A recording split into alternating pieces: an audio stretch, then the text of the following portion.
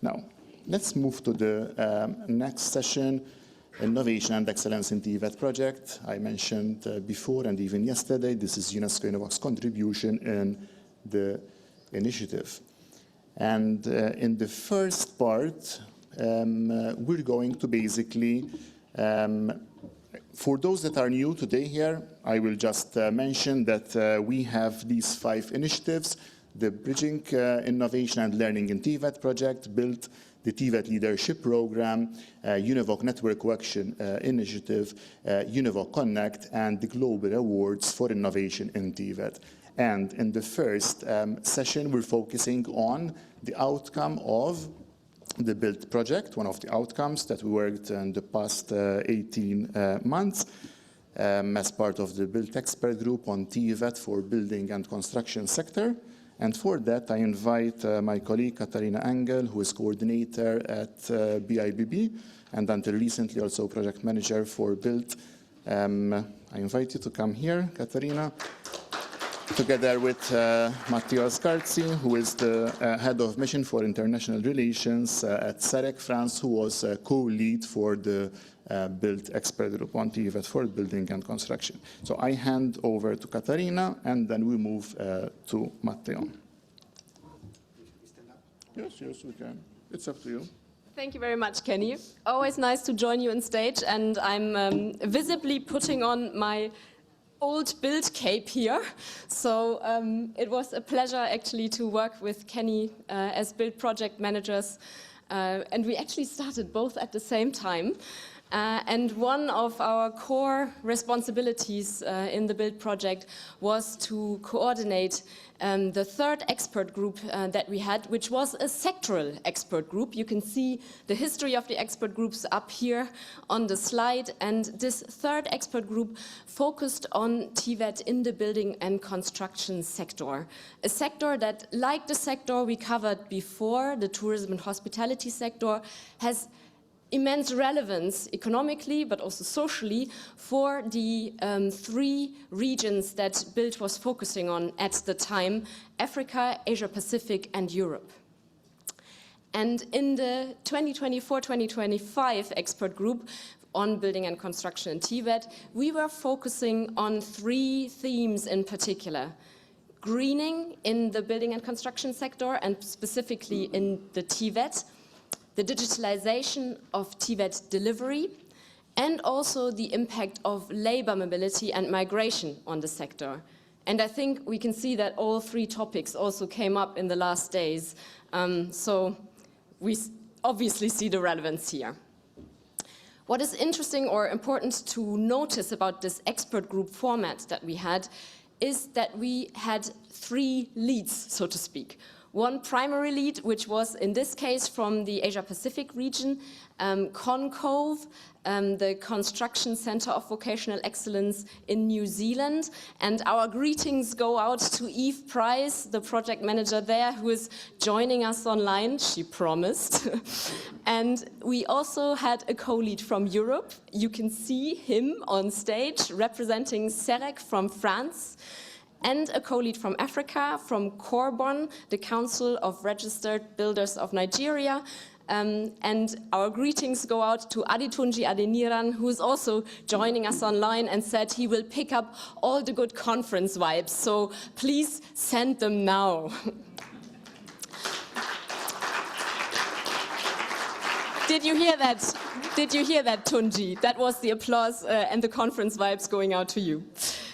We had around 31 members from Europe, Asia, Pacific, and also Europe and international organizations in this expert group who worked together for those 1.5 years in regular online meetings, but we also had in-person meetings, which of course are a particular highlight to actually cross those or build those bridges across the regions.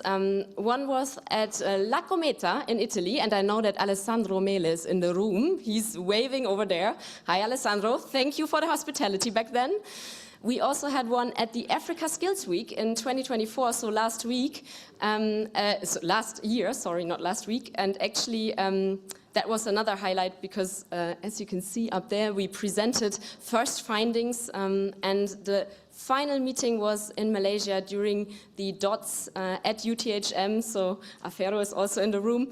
And there we concluded more or less the work on this expert group, which means that we are now ready to present you with the main output, the synthesis report.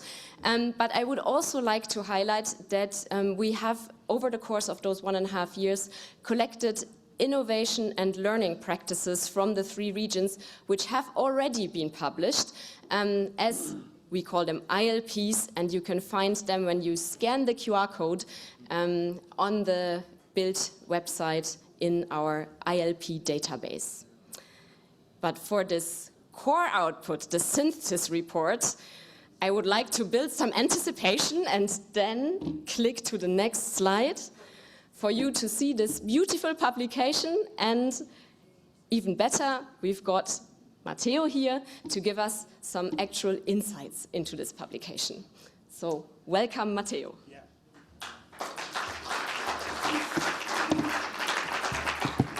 Thank you, Katharina. Well, I have very few minutes, so it's not possible to provide you a large range of results of this report. So I invite you, of course, to download it and to check by yourself what are the main results of this undertakings. It was a very nice experience and honor for me, of course, to co-lead with my colleagues Tunji and Yves.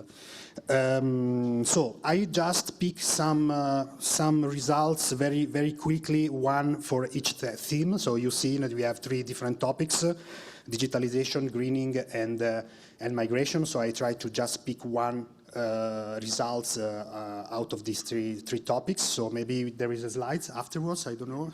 Sorry, it's my responsibility to go on. Sorry for that. So about digitalization. So I just pick one thing that I would like to point out about the results. I think it's very interesting to report that the discussion from the discussion emerged an issue, which is about how and when to integrate new technologies into training. So one of the interesting results, I think, on this respect is that the TVET providers should not overestimate the cost efficiency of digitalization transition over traditional pedagogy. Of course, digitalization and transformation have costs, have investments, and so I think it's very important to underline that digital does not necessarily mean better or cheaper. So it's very important to have some kind of benefit and a cost analysis before undertaking major investments for digital transformation in TVET providers, and there are maybe some traditional pedagogies that can work very well. So this is, I'd say, this does not for disincentivate digital transition, of course, but I think it's something that we have to take into consideration when we talk about huge or important digital shifts in a specific organization and for TVET delivery. I think that this is an important point. I just underline a point about greening. It doesn't work. Yes. So about greening, we had a very rich discussion, and we touched very different topics because there's a lot of impact, of course, in building and construction sector on greening. I would like just to point out here a kind of dualism that emerged between an holistic approach to learning and a way to enrich training with technical green skills. So I think that we have to distinguish a more complete and holistic approach for what it is awareness of ecological challenges and what it can be transferred to trainee under the form of micro-credential, which is more on technical green skills, so specific technical green skills. So I think that there is a kind of balance to find between these two approaches. Probably if you want to raise, generally speaking, awareness among workers and the young students about ecological challenges, you need to have training on a long run. So maybe it's in initial education, on over complete degrees and complete diplomas. If you want, of course, to adapt and to be flexible in order to adapt to some specific ecological innovation that touches some specific traits in building and construction. I mean, maybe you can maybe apply just one unit or one micro-credential that is fitting for purpose to this respect. So also in this case, there's no one fits all. It's a very, the issue is how to adapt training offer to specific purposes and to better understand what is the final purpose that we have, of course, in terms of ecologization of training. About migration, so I think it was very interesting to have this topic in our discussion, which is quite, I would say, new in the sense that maybe we do not have reflected enough to the place that the TVET systems that have to take on this phenomena, on this trend. So I think that TVET have to play a role together with migration policies and industry needs in order to contribute to put in place some kind of fair work condition and safe migration pathways for migrants, for ecological, for economic migrants, but also for refugees. Of course, I think we have discussed about both this kind of migrants and mobilities.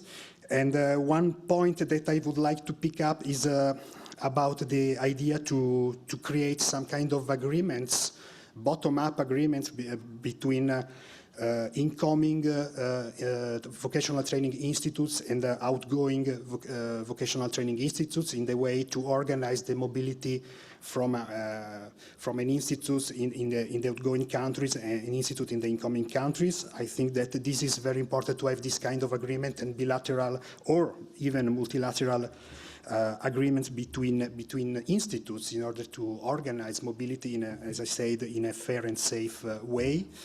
Of course, for doing so, we need support of policies, for support of public policies.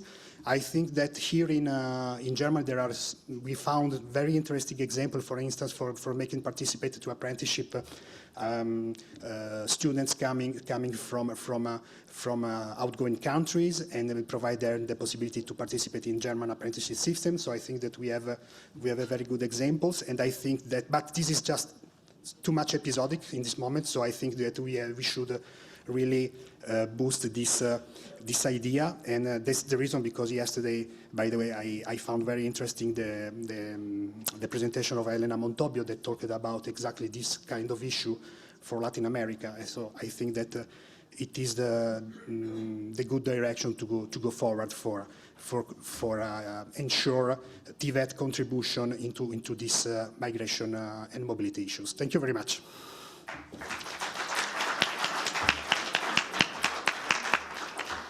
So thanks a lot, Katharina. Thank you, Matteo, for your input, and thanks to all the members of the expert group, some of them coming even from multilateral organizations that we have here today, for the work that they did.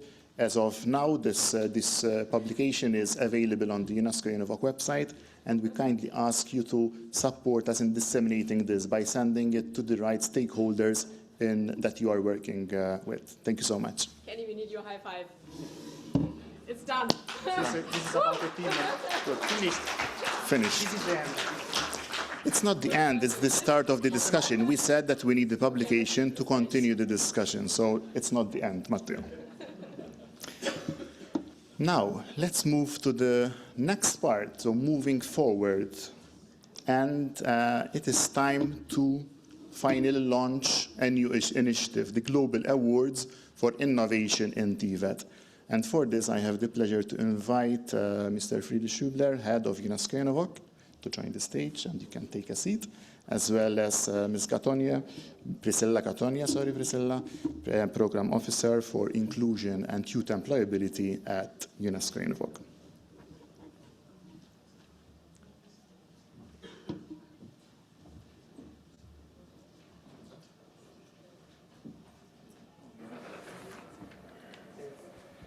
And we would like to start with a short video to tell you more about this initiative. So I ask the technical staff to share the video for the audience.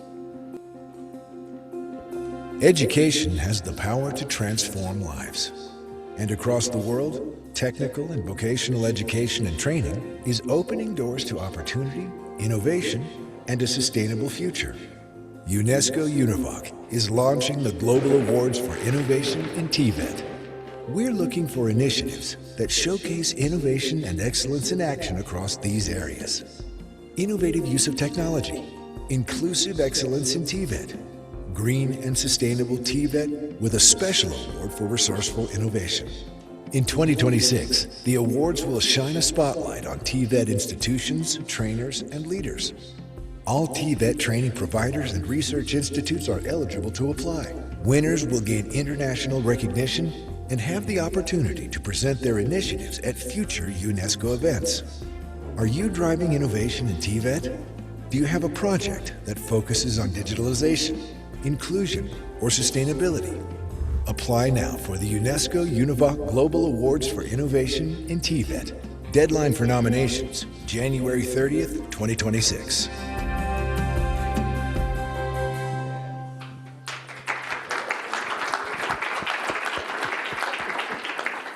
So after all the hard work and discussions we had, we are here and we are launching this initiative. And my first question, Friedrich, is to you. What is the inspiration behind this initiative, and how does it align with our work to advance TVET systems across member states? Yeah, thank you, Kenny. I think in this room and also with the people online, we all united in the belief that TVET has a very important role to play in society. In the video, used the phrase that TVET can transform lives, has the power to transform lives. Yesterday, we talked about global challenges like climate change, poverty, or the demographic transitions. This morning, the issue of crime and the conflict was raised, and TVET can provide solutions to all of these challenges. The problem is that when people think about these challenges, TVET doesn't always come to mind immediately. Boren yesterday used the phrase that TVET is often invisible, and that's something that we want to change. We believe there is a lot of innovative and creative work done in the field of TVET, and that work deserves to be recognized and celebrated. With these awards, we can shine a spotlight on these initiatives, raise awareness. We can make TVET more visible, we can make it more attractive, we can show how exciting and creative TVET can be. And more broadly, we can also demonstrate that TVET can be a powerful driver of sustainable development and social transformation. Thank you, Friedrich. I go to you, Priscilla. When we were working on this initiative, which were the gaps and opportunities that eventually led to this initiative? And do you see this as leading to transformations in TVET, in different TVET systems? Yeah, first of all, I would want us to have another round of applause to this initiative, because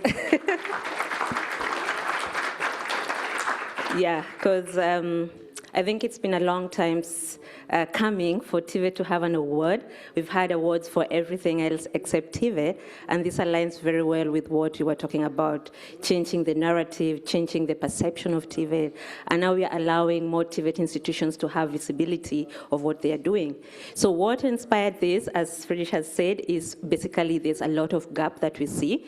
So currently we're seeing that there's a lot of innovation when it comes to TVET. The landscape of work is changing. You know about the AI, climate change, we're talking about immigration, and so many TVET institutions are changing their narrative in terms of how they're adopting their education systems to reach out to the demands of the labor market. So they are pioneering very innovative approaches, and sometimes it's in isolation because you come up with an idea, you implement it, it works, and then you implement it in your institution, and nobody really understands or recognizes what you're working on.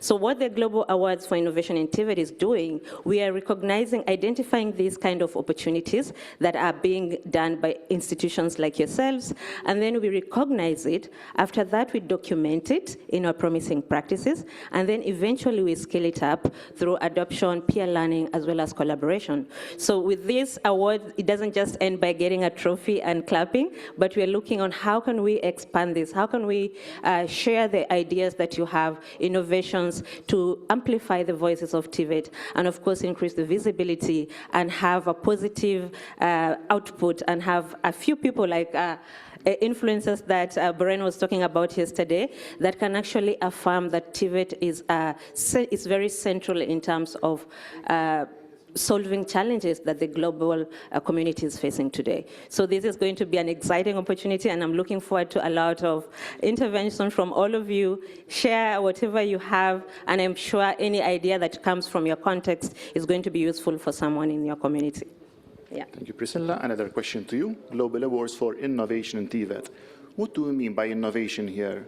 What practices are we looking at? Yeah, so when you talk about innovation, people tend to think of IT, technology, and they are thinking, okay, I can't type, so this is not my thing.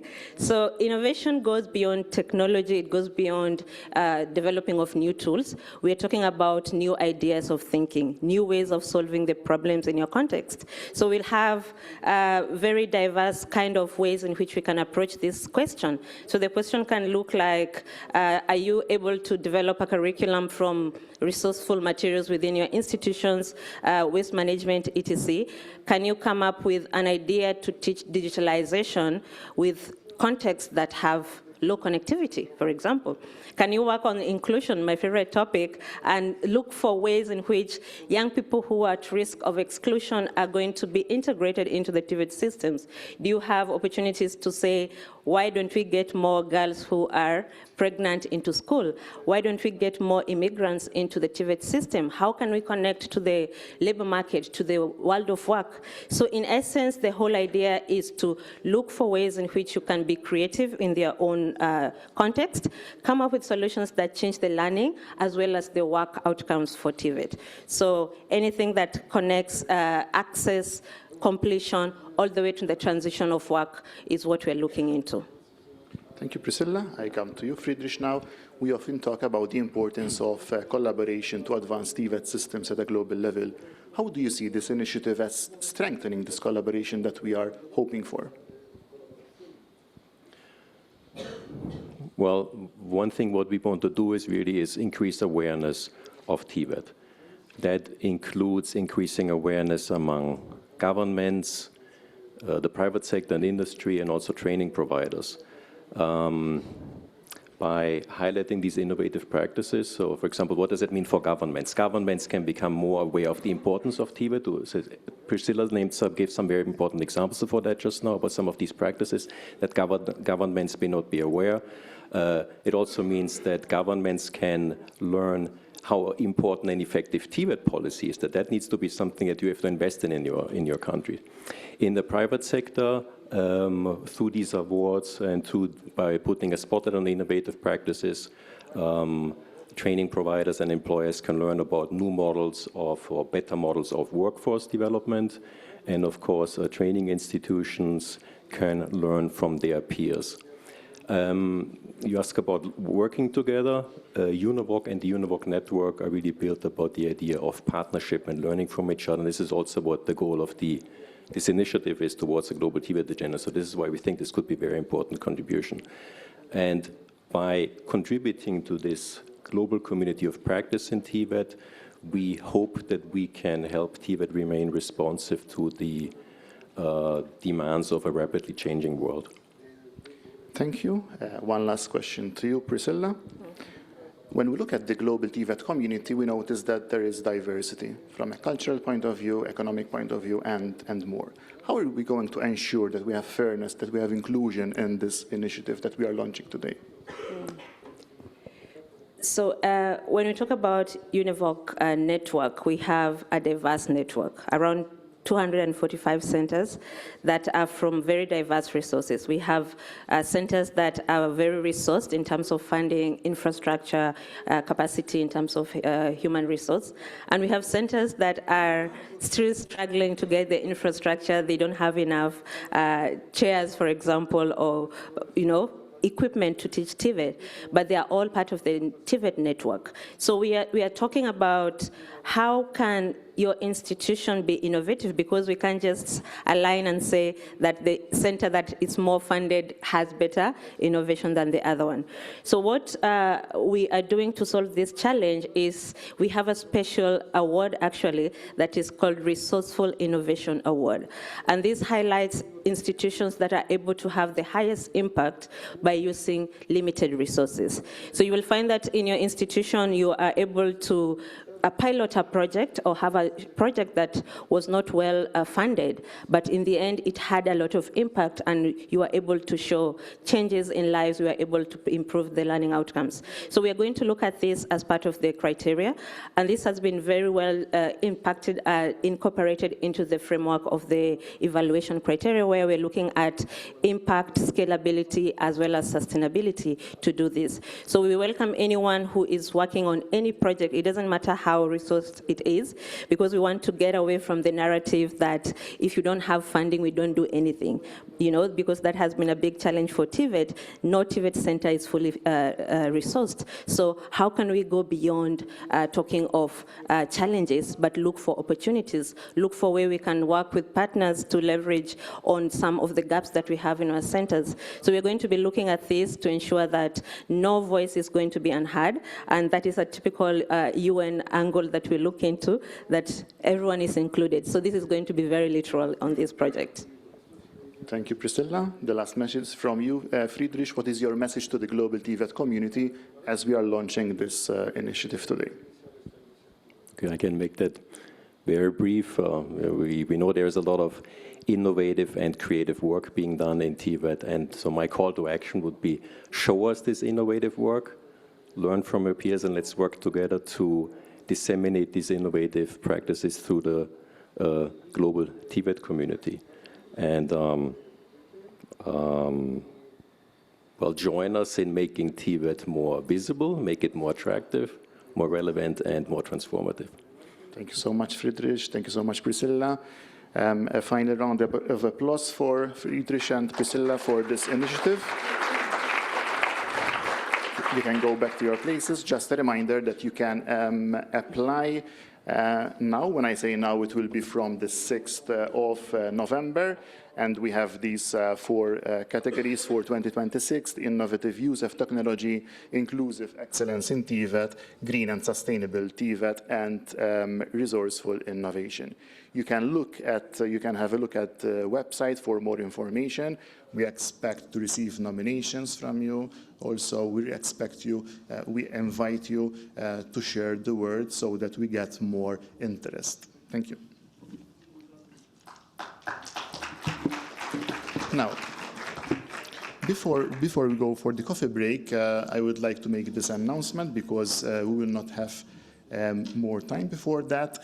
We will have now 3 rounds of parallel sessions. The first one, Let's Talk Data, from 11 to 12:15, so just after the coffee break.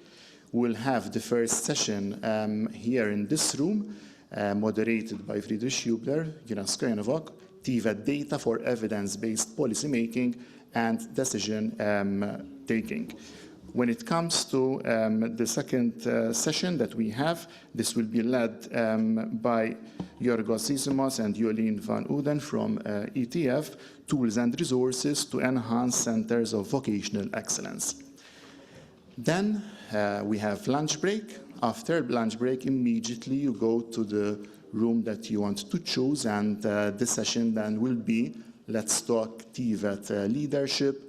Here in the plenary, which will be streamed live as well, we have a session which is moderated by Alessandro Mele from Cometa, TVET Leaders as Agents of Change, UNESCO-UNEVOC's TVET Leadership Program. In the breakout room, we have a session moderated by Pedro Moreno da Fonseca from ILO, capacitation of social partners, policymakers, TVET networks, a perspective from ILO. Then we have a 10-minute break to transit to the next session. We have Let's Talk Internationalization between 1440 and 1555. In this room here, we have a session moderated by Kara Schmidt from BIBB, the role of AI in vocational excellence, and in the breakout room, we have a session moderated by Felister Muni from Training to Employment, TVET Industry Alignment.